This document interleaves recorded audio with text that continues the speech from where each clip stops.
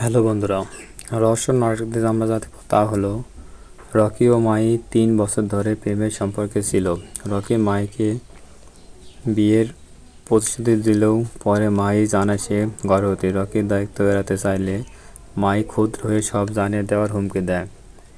এর কিছুক্ষণ পর তুহিনা মায়ের বাড়িতে গিয়ে দেখে মাই রক্তাক্ত অবস্থায় পড়ে আসছে, তার হাতে ছুরি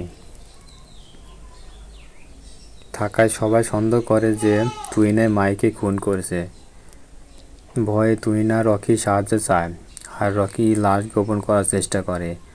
পুলিশ তদন্ত শুরু করে এবং তুহিনাকে গ্রেপ্তার করে, কিন্তু তুহিনা বারবার দাবি করে যে সে নির্দোষ।